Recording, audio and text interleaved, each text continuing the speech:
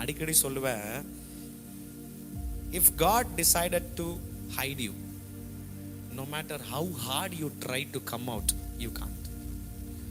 கர்த்தர் உன்னை ஒழிக்க தீர்மானிச்சிட்டார்னா நீ என்னதான் வெளியே வர தீர்மானிச்சாலும் உன்னால முடியவே முடியாது.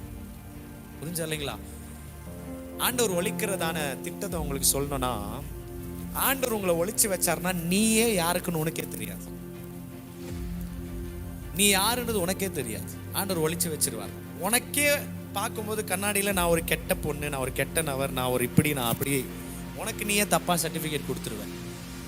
ஏன்னா ஆண்டவர் இப்ப நீ யாருன்னு உனக்கே தெரியாம ஆண்டவர் உன்னை ஒழிச்சு வச்சிருக்கா. நீ போற, நீ வர, நீ செய்யற, பிசாசு கண்ணுக்கே உன்னை தப்பா தான் தெரியும். இவனால நான் டார்கெட் பண்ண வேண்டிய அவசியமே இல்லை.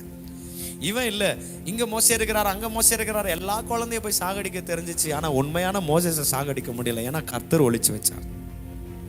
புரிஞ்சல? கர்த்தர் ஒழிச்சு வச்சார். இப்போ ஒரு கட்டத்துக்கு அப்புறமா கர்த்தர் சரியான நேரத்துல கொஞ்சம் கொஞ்சமா மோசே யாருன்னு மோசேக்கு தெரியப்படுத்துறார், நீங்க யாருன்னு உங்களுக்கு தெரியப்படுத்துறார். அப்படியே கொஞ்சம் கொஞ்சமா கர்த்தர் சிச்சுவேஷனை கொண்டு வந்து வெளியே கொண்டு வர்றார். So when God decided to hide you, no matter how hard you try to come out, you can't. When God decided to bring you out, no matter how hard you try to hide yourself, you can't. கர்த்தர் உன்னை வெளியே கொண்டு வரணும்னு தீர்மானிச்சிட்டார்னா நீ என்னதான் போய் மறுபடியும் போய் நீ உன்னை ஒழித்து கொண்டாலும் நீ ஒளியவே முடியாது. நீ எங்க போனாலும் வெளிச்சமாவே தான் இருப்ப.